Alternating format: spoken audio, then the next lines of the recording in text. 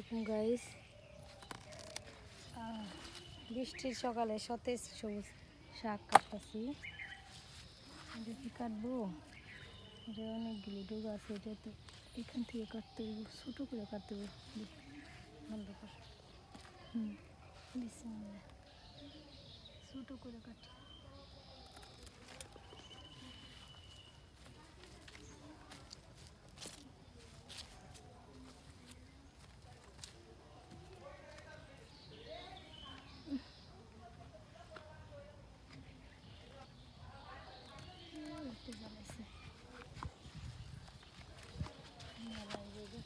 অনেক ডিগ্রি জ্বালাইছে।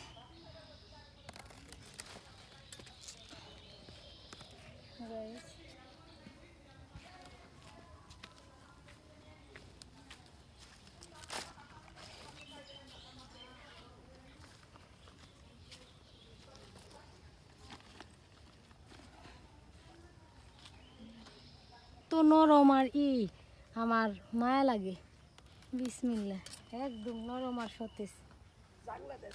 না জাংলা যেমন না, জাংলা এত বড় বড় পাতা, বট পাতার মতো ছিটতে, মানে কি বলুম, বাসায় নাই আর, বাসায় শেষ আমার।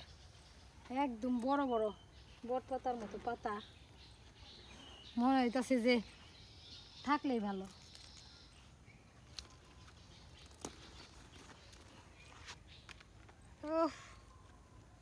বাস্তবে দেখলে হয়তো বা বুঝতেন কোনটা থেকে কোনটা কাটুন, আমি আসলে বুঝা পারি না। গাছের মায়া, গাছই কাটবার মন চায় না।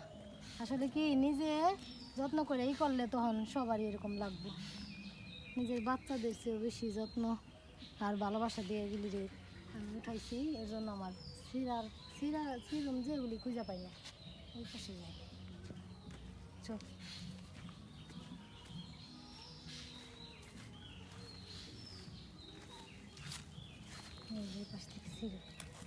এগুলো নষ্ট হয়ে যাইব না খাইলে, তারপরও গাছের মায়ায় খাইতে মন চায় না।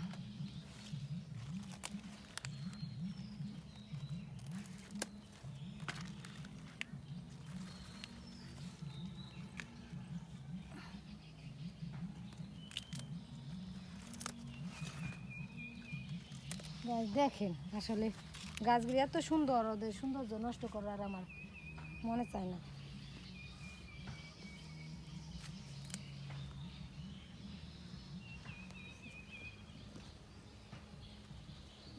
কিছু ছিঁড়া দরকার, কিন্তু এটা তো এই দিকের গাছ।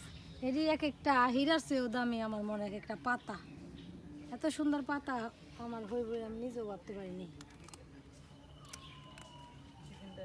মানে দেখেন গাইস, বট পাতার সমান, বট পাতার থেকে একটু ছোট হইব না, যে একটা পাতা, একটা পাতা 4টা পাতার সমান বাজারের গুলা। আর এই গাছগুলির মধ্যে আমি কোনো রাসায়নিক সার দিই নেই। লাগানোর সময় মাটি তৈরি করার জন্য যতটুকু মানে দিছি, গোবর টোবর, ওগুলিতেই নতুন মাটি হয়েছে।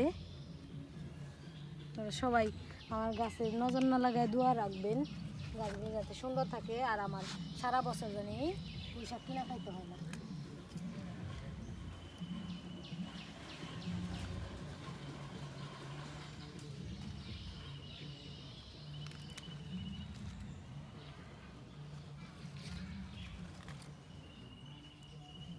পাতাগুলি সুন্দর করে আগে দেখো, এত বড় বড় পাতা, এই যেগুলি প্রত্যেকটা গাছের পাতা